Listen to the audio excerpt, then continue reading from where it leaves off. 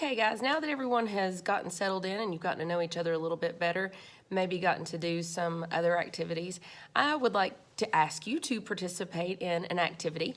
What we're going to do today is you should have some note cards on your tables, the smaller ones, and I would like you to think of the 3 words that describe you best. So imagine if you're creating your LinkedIn profile or your Tinder profile, or maybe if you're, filling out, if you're old like me and you're doing Facebook, the 3 words that would describe you best, how you would, what 3 things would best describe you. So I'm going to give you just a minute to do that, and then we're going to talk about that.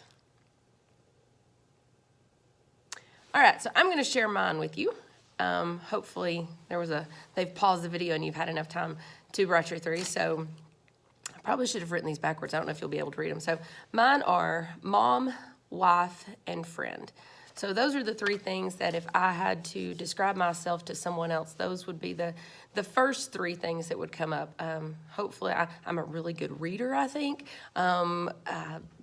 I like to paint, but mom, wife, and friend are my 3 descriptors that I think are most important to me. And so what I'd like to ask you to do right now is I want you to pick one of those to give up. Just choose one off your list and just mark it out. Get rid of it. So I'll participate along with you here. So let's see.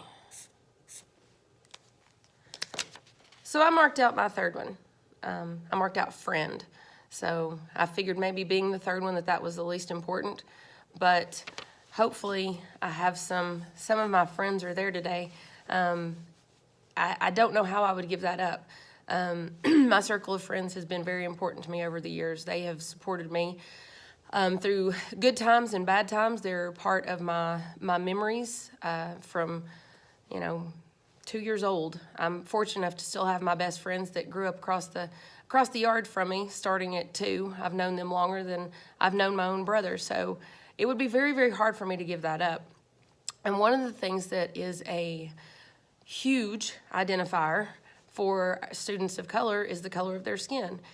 And so when our students of color walk into our rooms and we ask them to shed that because there are certain cultural differences or expectations maybe, when we ask them to mark those off their list, we're asking them to give up a part of themselves. We're, in many cases asking them to give up what's been the main identifier their whole entire lives. So I encourage you to think about how we walk through our classrooms and how we treat our students, and if we're asking them to, maybe grow into what our cultural experiences have been rather than acknowledging who they are, and please not ask them to give up that main identifier for a lot of them of who they are, to learn more about it, to respect it, and maybe there are some things that we could adopt that would make life really interesting and fun for us. So thanks for participating.